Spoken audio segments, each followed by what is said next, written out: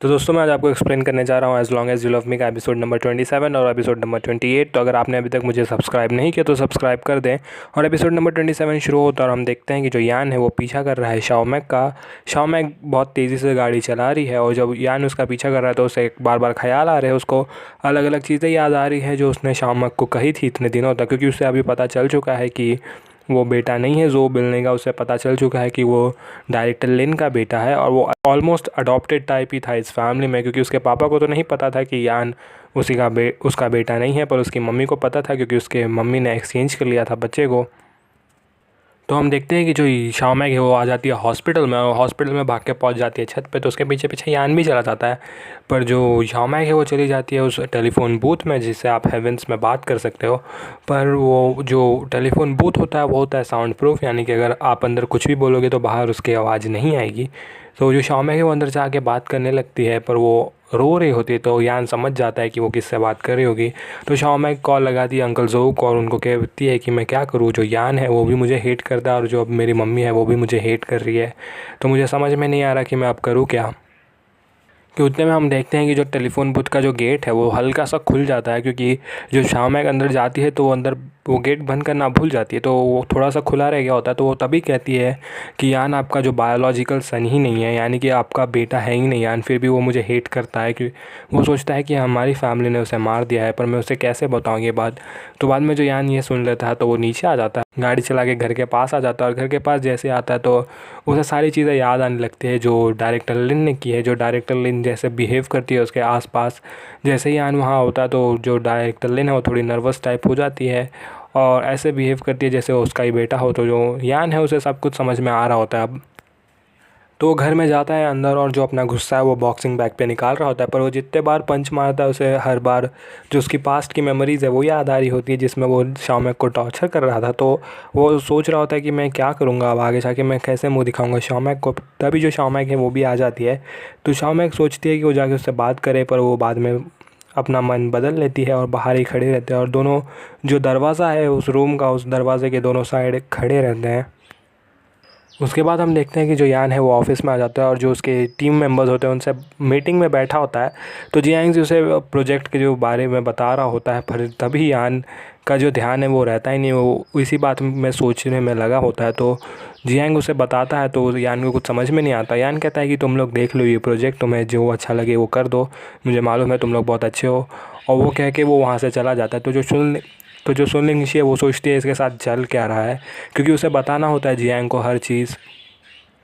तो वो जाती है और जो सेक्रेटरी है उससे जाके पूछती है, पर सेक्रेटरी नहीं बताता। उसे कहता है कि मुझे लगता है तुम बहुत ज़्यादा इंटरेस्टेड हो हमारे चेयरमैन में। सुनलिंगशी एक एक टाल देती है कि ऑफ कोर्स हम उसके साथ काम करते हैं तो हमें इतनी सारी चीज़ें तो जाननी ही चाहिए।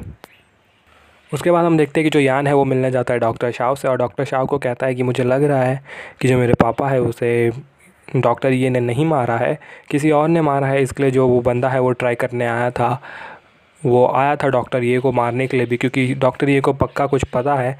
तो अगर मुझे ये मिस्ट्री सॉल्व करनी है तो मुझे पता करना होगा जो वो बंदा जिसने हमला किया था डॉक्टर ये पे वो है कौन। अगर वो हमें पता चल गया तो सब कुछ क्लियर हो जाएगा। तो डॉक्टर शाह कहता है कि आप टेंशन मत लो, मैं जो जितने भी सीसीटीवी फुटेजेस है वो जमा करके आपको दे दूँगा और मैं पूरी कोशिश करूँगा जो उसका फेस है वो आपको रिवील कर पाऊँ। उसके बाद हम देखते हैं कि जो सुनलिंगशी है वो यान के घर पे आई होती है और क्योंकि वो लोग प्रोजेक्ट पे काम कर रहे होते हैं और इसका ध्यान नहीं होता ऑफिस में, तो ये घर पे जो बचा हुआ काम है वो घर पे कर रहे होते हैं। तभी जो सुनलिंगशी है उसका काम हो जाता है तो वो निकल रही होती है। तो जो डॉक्टर ये है वो कहती है मिस सुनलिंगशी आपको बार बार आना चाहिए मेरे घर पे, क्योंकि मैं अकेले बैठी रहती हूँ तो मैं बोर हो जाती हूँ। तो अगर आप आओगे मेरे घर पे तो मुझे भी बहुत अच्छा लगेगा। और जो सुनलिंगशी कहती है मैं जाती हूँ, तो डॉक्टर ये कहते हैं यान तुम्हें इसे जाके छोड़ आना चाहिए, क्योंकि इसे अकेले जाने देना रात को अच्छा नहीं होगा, तो प्लीज़ इसे जाके छोड़ाओ। तो जो यान है वो छोड़ने चला जाता है सुनलिंगशी को। तो जब यान ड्राइव कर रहा होता है तो सुनलिंगशी कहती है कि प्लीज़ थोड़ी देर के लिए गाड़ी रोक लो, मुझे हवा लेना है। तो जैसे उन लोग उतरते हैं गाड़ी से तो जो शाम में तो जो सुनलिंगशी है उसे लेके जाती है पानी के पास और उधर वो जाके उससे कन्फेस कर देती है उसकी भी जो भी फीलिंग्स है। पहले तो वो हाथ पकड़ती है, पर जो यान है वो हाथ छुड़ा लेता है, बाद में कन्फेस करती है अपनी फीलिंग्स। तो पर जो यान है वो रिजेक्ट कर देता है सीधा सीधा। वो कहता है कि मैंने तुम्हें एज अ सबॉर्डिनेट को छोड़ के कुछ नहीं देखा, तुम मेरे लिए सिर्फ कलीग जैसी हो, उससे ज़्यादा कुछ नहीं हो। फिर जो यान है उसे सॉरी कहता है और वहाँ से चला जाता है। तभी हम देखते हैं कि जो यान का जो सेक्रेटरी है वो भी वहीं से गुजर रहा होता है गुज़र रहा होता है तो देख लेता है कि वो यान की कार है, तो वो जाता है उसके पीछे और वो जाके वहाँ सब कुछ सुन लेता है। तो उसे तो खुशी होगी क्योंकि यान ने उसे डंप कर दिया, तो उसके लिए रास्ता और आसान हो गया है।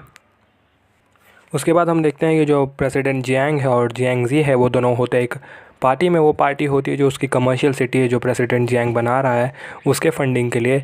तो उस पार्टी में जब वो होता है तो वहाँ पे वो जिटोंग जो शाओमेक की दोस्त है जिसने उसका जॉब ले लिया, इसे दोस्त तो नहीं कह सकते शाओमेक का, पर शाओमेक को लगता है कि ये इसकी दोस्त है पर ये दुश्मन से भी ख़राब है।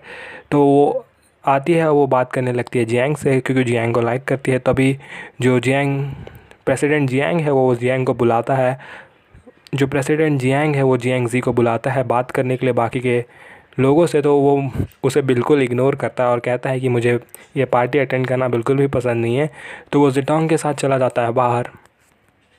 पर जैसे उन लोग बाहर जाते हैं तो वो उसके साथ सिर्फ शाओमेक के बारे में बात करता है। वो बात करते रहता है कि शाओमेक की एज के बारे में और फिर क्लासमेट, वो कब से एक दूसरे के क्लासमेट है और वो कितना ज़्यादा जानती है शाओमेक के बारे में। तो जैसे जियांग को पता चल जाता है शाओमेक के बारे में सब कुछ, तो वो कहता है कि ठीक है मैं अभी चलता हूँ। जिटोंग कहती है कि तुमसे बात करके बहुत अच्छा लगा, तो हम फिर मिल सकते हैं क्या बात करने के लिए। तो जो जियांग है वो सिर्फ हंसता है और वहाँ से चला जाता है। तो जैसे वो वहाँ से चला जाता है तो जिटोंग कहती है कि शाओमेक मैं तुमसे सब कुछ ले लूँगी, तो इस ऐसे दोस्त से तो बेटर है एक दुश्मनी अच्छे है। उसके बाद हम देखते हैं कि जो यान और शाओमेक ये दोनों आ जाते हैं घर पे। तो जैसे ही यान अंदर आता है तो डॉक्टर ये कहने लगती है कि वो जो सोललिंगशी है क्या वो तुम्हारी गर्लफ्रेंड है, ये सब पूछने लगती है वो शाओमेक के सामने में। और वो शाओमेक को बताती है कि अभी जो वो लड़की आई थी वो बहुत ज़्यादा खूबसूरत थी और मुझे लगता है कि वो बहुत ज़्यादा लाइक करती है यान को। तो यान को पूछने लगती है क्या तुम भी उसे लाइक करते हो। तो एकदम ऑकवर्ड सा सिचुएशन बन जाता है वहाँ पे। तो जो यान है वो कुछ भी करके बात टालता है और चला जाता है वहाँ से। उसके बाद शाओमेक जाती है अपने जो सीनियर है उससे मिलने के लिए और जो उन लोग बात करते हैं वही, तो वो मिल के दोनों बात कर रहे होते हैं अलग अलग चीज़ पे। तभी वो शाओमेक उसे बताती है कि मैं अभी भी जॉब के लिए ढूंढ रही हूँ। तो जो उसकी सीनियर है वो कहती है कि एक मिनट रुको, मेरे पास एक ये जॉब ऑफ़र है। तो मेरे जो दोस्त है वो एक थिएटर प्ले के लिए उसे लोगों की ज़रूरत है, तो तुम एक बार जाके ट्राई कर सकती हो क्योंकि तुमने फेरी टेल में काम किया ही है। तुम्हारे इमेज की वजह से तुम शायद अभी बच्चों के साथ तो काम नहीं कर पाओगे पर बड़ों के शो में तो तुम काम कर ही सकती हो। तो वो देती है उसे जो प्ले है वो, और उसने क्योंकि एक्चुअली में फेरी टेल में भी काम किया है तो उसे एक्टिंग भी थोड़ी बहुत तो आती है। तो वो जो थिएटर प्ले है उसमें भी शायद वो काम कर सके, तो वो उसे पेपर दे देती है और शाओमेक निकल जाती है वहाँ पे ऑडिशन देने के लिए। तो शाओमेक जैसे ही वहाँ पे पहुँचती है तो जो काफ़ी लोग हैं उसे पहचान जाते हैं क्योंकि वो ऑलरेडी बहुत फेमस है। तो जो वो रिहर्सल को लीड कर रहा होता है तो वो कहता है शाओमेक से क्या तुम ज्वाइन करना चाहोगी हमारा रिहर्सल। तो वो कहती है कि सर मेरा इमेज बहुत ख़राब हो गया और मैं नहीं चाहती हूँ कि जो आपका रिहर्सल है वो ख़राब हो जाए मेरी वजह से। तो वो कहता है कि तुम्हारे इमेज से यहाँ पे कुछ लेना देना नहीं है, तुम बहुत ज़्यादा यंग हो और यंग एज में ये सब होता रहता है तो ये लोग समझेंगे, और ऊपर से ये किड्स के लिए नहीं है यानी कि ये बच्चों के लिए नहीं बन रहा शो, तो मुझे नहीं लगता इससे कोई फ़र्क पड़ेगा। और जो शाओमेक है उसे ये जॉब मिल जाता है, वो रिहर्सल मतलब वो रिहर्सल कर सकती है। अब वो थिएटर प्ले होगा कि नहीं होगा वो तो बाद में देखा जाएगा, पर वो रिहर्सल में उसे ले लिया गया है और उस प्ले में वो काम करने वाली है। और वहीं पे एपिसोड ख़त्म होता है। तो देखते हैं एपिसोड नंबर 28 में क्या हुआ। तो एपिसोड नंबर 28 की शुरुआत होती है और हम देखते हैं कि जो सुनलिंगशे वो ऑफिस में आती है। तो वहाँ पे सेक्रेटरी बाहर निकल रहा होता है तो कहता है ये क्या हो गया, आज पहली बार ऐसा हुआ है कि तुम लेट आई हो। तो वो कहती है कि मैं रात को सो नहीं पाई इसके लिए मैं लेट आई। तो और वो वहाँ से जा रही होती है तभी वो यान उसे देखता है और कहता है कि ऑफ़िस में आओ मुझे तुमसे कुछ बात करनी है। तो ऑफ़िस में जैसे दोनों जाते हैं तो यान कहता है कि मैं शायद से कल कुछ ज़्यादा ही रूड था पर जो मेरा आंसर है वो अभी भी यही है, और मैं चाहता हूँ कि जो कल जो हुआ उससे जो हमारा जो वर्किंग रिलेशनशिप है यानी कि जो हम जॉब पे जैसा हमारा रिलेशनशिप है वो चेंज ना हो। तुम अभी भी मेरी कलीग हो और मैं चाहता हूँ कि हमारे बीच में चीज़ें जो है वो ऑकवर्ड ना हो। तो सुनलिंगशी कहती है कि हाँ मुझे भी पता है, मैं भी अपने पर्सनल लाइफ को और अपने वर्क लाइफ को एक साथ नहीं लाने वाले, तो मुझे नहीं लगता ये बिल्कुल भी अफेक्ट करेगा हमारे वर्किंग रिलेशन को एटलीस्ट। और फिर बाद में वो वहाँ से चली जाती है। तो जैसे वो वहाँ जाती है तो वो बाहर जाके बैठ जाती है, तभी जो सेक्रेटरी है वो उसके लिए भी एक कॉफ़ी लेके आ जाता है। तो जैसे सुनलिंगशी वो पीती है तो वो कहती है कि हैं ये तो चॉकलेट है, तुमने कहा कॉफ़ी पर ये कॉफ़ी मुझे लगा था ये कॉफ़ी है पर ये तो चॉकलेट निकला। तो वो कहता है कि जो चॉकलेट है वो रिलैक्स करने में मदद करता है जब भी आप अपसेट हो। तो वो कहती है कि तुम्हें कैसे पता कि मैं अपसेट थी।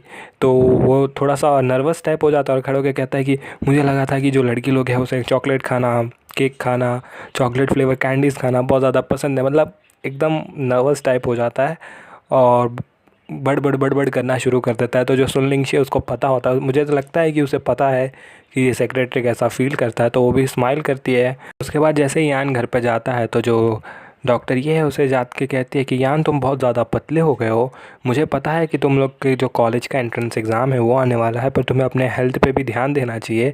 तो अब वो उस टाइम पे पहुंच गई है जब यान कॉलेज में था, और वो यान को कहती है कि मैंने तुम्हारे लिए कुछ रखा है तो चलो मेरे साथ। तो उसे लेके जाती है अपने रूम में और फिर बाद में उन लोग ढूंढने लगते हैं सारी चीज़ें, पर जो वो चीज़ थी वो बताती नहीं है वो चीज़ कौन सी थी, क्योंकि उसे याद ही नहीं होता कि वो क्या लाई थी यान के लिए। और वो सब पूरा रूम ढूंढ लेते हैं पर उन्हें कुछ भी नहीं मिलता। पर जब यान रूम में ढूंढ रहा होता है तो उसे वो फ़ोटो मिल जाती है जिसमें यंग ज़ोबिल्नी और डॉक्टर ये थे। तो यान पूछने लगता है कि आप मेरे पापा को कितने टाइम से जानती हो। तो यान को थोड़ा बहुत शक हो जाता है जब वो फ़ोटो देखता है तब। तो जब यान उसे पूछ रहा होता है तो वो कहती है कि हाँ ये तो मैं हूँ जब मैं यंग थी, पर मुझे ये नहीं पता मेरे साथ ये आदमी कौन है। तो उसे याद नहीं आ रहा होता कि वो था कौन। पर बाद में वो कहती है कि मुझे ये याद आ गया कि मैंने क्या रखा था, मैंने तुम्हारे लिए एक चाबी छुपा के रखी थी। तो यान पूछने लगता है कि वो चाबी क्या था, उस चाबी से क्या होगा। तो वो कहती है कि वो सब तो मुझे याद नहीं, पर तुम्हें ये बात शाओमेक को नहीं बतानी है, चाहे जो हो जाए। तो ये चाबी वाली बात तुम शाओमेक को मत बताना। और वो कहती है यान से प्रॉमिस करने के लिए। तो यान जैसे ही प्रॉमिस करता है तो वो कहता है, तो जो डॉक्टर ये है वो कहती है कि मैंने वो चाबी छुपा दी है, पर उसे याद नहीं होता कि वो चाबी छुपी कहाँ है। तो वो कहती है कि शायद से मैंने मिट्टी में छुपाई है। उसके बाद वो कहती है नहीं नहीं, मैंने शायद उसे एक फ़्लावर पॉट में छुपाया है। और तभी वहाँ पे शाओमेक आ जाती है। तो जो डॉक्टर ये है वो कह देती है यान से इशारे में कि उसे कुछ ना बताए। उसके बाद हम तो जैसे ही अगले दिन की सुबह होती है तो डॉक्टर ये आती है और यान से कहती है कि मुझे याद आ गया कि वो मैंने कहाँ रखा था। तो वो कहती है कि वो जो की है वो बहुत ज़्यादा इम्पॉर्टेंट है, वो चाबी बहुत ही ज़्यादा इम्पॉर्टेंट चीज़ है। तो और मुझे याद है कि मैंने उसे कहाँ रखा है, मैंने वो रखा था एक बॉन्साई के नीचे। तो बॉन्साई वो नकली टाइप ट्री होती है जो होता है शो पीस टाइप के लिए, उसे कहते हैं। तो जो ज़ो बिल्ली की जो फ़ोटो है उसके बाजू में जो दो बॉन्साई रखे हैं उसमें से एक के नीचे वो चाबी रखा है मैंने। तो यहाँ जाके वो चाबी ढूंढता है और उसे जाके उसे वो चाबी मिल जाता है। तो वो चाबी लेके आता है और दिखाता है डॉक्टर ये को। तो डॉक्टर ये कहती है कि हाँ यही वो चाबी है। पर जो डॉक्टर ये है उसे ये याद नहीं होता कि ये चाबी होता किस चीज़ का है। तो डॉक्टर ये कहती है मुझे ये तो नहीं पता, पर वो कहती है कि इस की के पीछे छुपा है ज़ो फैमिली का बहुत ही बड़ा सीक्रेट। तो यान वो चाबी लेता है और अपने बटलर को दे देता है और कहता है कि पता करो कि ये चाबी किस काम का है, और ये याद रखना कि इस चाबी के बारे में किसी और को पता नहीं चलना चाहिए। तो बटलर चाबी लेके निकल जाता है वहाँ से। थोड़ी ही देर के बाद यान को कॉल आता है और जो बटलर है वो कहता है कि मुझे मिल गया ये चाबी। तो ये चाबी एक बैंक के सेफ़ का है, यानी कि इस बैंक में जो एक लॉकर है वो जो अंकल जोऊ है उनके नाम पे रजिस्टर्ड है और ये चाबी उसी का है। तो यान फटाक से वहाँ से चला जाता है और पहुँच जाता है बैंक के लॉकर में, और वो जाके वहाँ पे से एक डॉक्यूमेंट्स उठा के ले आता है। तो डॉक्यूमेंट जैसे खुलता है तो उसके अंदर एक फ़ोटो होता है, तो उसमें हैंड प्रिंट्स होते हैं, उस पर 3 प्रिंट्स होते हैं। तो ऑफ कोर्स एक और उसमें से एक प्रिंट होता है बच्चे का, तो ये फैमिली प्रिंट है जो हैंड प्रिंट बोलते हैं वो। तो वो प्रिंट देखता है और वो रखने जाता है प्रिंट, तो उसे लगता है कि ये उसका होगा। पर जैसे वो पेपर रखने जाता है तो उसके अंदर और पेपर होते हैं। तो वो पेपर निकालता है तो पता चलता है कि वो डीएनए टेस्ट है, और वो डीएनए टेस्ट है शाओमेक का और ज़ो बिल्ली का। तो जो शाओमेक है वो बेटी है ज़ो बिल्ली की। वाह भाई क्या ट्विस्ट है, यानी कि शाओ में एक बेटी है जो बिल्ली की। उसके बाद जो डॉक्टर शाओ है वो भी यान को कॉल करके बुलाता है और कहता है कि मुझे मिल गया है वो सीसीटीवी फुटेज। तो सीसीटीवी फुटेज में बहुत ही अच्छे से ढूंढने के बाद एक सीन मिलता है जहाँ पे उसका चेहरा आधा दिख रहा है, पूरा भी नहीं दिख रहा, आधा दिख रहा है। तो यान कहता है कि इतना भी काफ़ी है, मैं इसके मदद से भी पता लगवा सकता हूँ। तो वो जो क्लिप है वो ले लेता है और निकल जाता है वहाँ से। तभी हम देखते हैं कि जो लिंगशी और यान है वापस आते हैं घर पे, क्योंकि ऑफ कोर्स उन्हें काम होता है। और लिंगशी गिफ्ट लाई होती है डॉक्टर ये के लिए, पर जो डॉक्टर ये है वो भूल चुकी होती है कि लिंगशी है कौन, क्योंकि उसका दिमाग टाइम के हिसाब से नहीं चल रहा है। तो हो सकता है अभी वो किसी और टाइम है, तो लिंगशी उसे बिल्कुल भी याद नहीं रहती है। तो यान कहता है कि चलो हम काम करने से पहले थोड़ा कुछ खा लेते हैं। तो जैसे खाने के लिए बैठते तो जो डॉक्टर ये है वो फिर से शुरू हो जाती है और कहती है कि ये जो लड़की है, जो सुंदर लड़की बैठी है मेरे सामने, क्या वो यान की गर्लफ्रेंड है। तो वो शाओमेक से कान में बात कर रही होती है, पर वो इतना ज़ोर से बोल रही है कि सबको सुनाई दे रहा होता है। तो जो लिंगशी है वो बहुत ज़्यादा खुश हो रही होती है, और यान को समझ में नहीं आ रहा होता है कि वो करे तो करे क्या। फिर डॉक्टर ये कहती है कि अगर तुमने मेरे जो यान है उसके साथ शादी कर लिया तो वो तुम्हें बहुत अच्छे से रखेगा। तो सुनलिंगशे वो कहती है कि ठीक है आंटी, मैं आपकी बात मान लूँगी। उसके बाद जो शाओमेंग है उसे कॉल आ जाता है डायरेक्टर लिन का, और जो शाओमेंग है वहाँ से चली जाती है उस बच्चे से मिलने के लिए। उसके बाद हम देखते हैं कि यान फिर से जाता है डॉक्टर ये के रूम में, और डॉक्टर ये से बात करने की कोशिश करता है और उससे पूछता है कि आपको याद है मेरे पापा और आपके बीच में क्या हुआ था। तो वो उसे कुछ याद तो नहीं रहता, पर वो जैसे ही यान वहाँ से जाता है तो उसकी जो मेमोरीज़ है वो वापस आना शुरू हो जाती है। तभी हम देखते हैं कि जब वो यंग होता है तो वो मिलने जाता है डॉक्टर ये से, और वो दोनों बैठ के बात कर रहे होते हैं। तो जो डॉक्टर ये है उसे एक पेपर देती है, वो पेपर होता है वो प्रेगनेंसी टेस्ट का।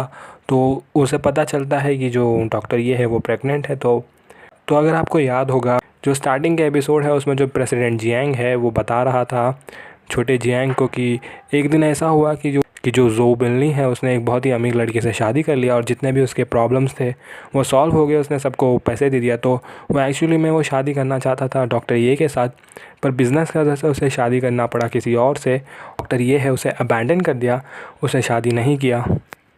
उसके बाद हम देखते हैं कि जो यान है वो पेपर्स लेता है और छुपा देता है। वो कहता है कि मैं ये बात पता लगने नहीं दे सकता शाओमेंग को, नहीं तो शाओमेंग को बहुत ज़्यादा बुरा लगेगा।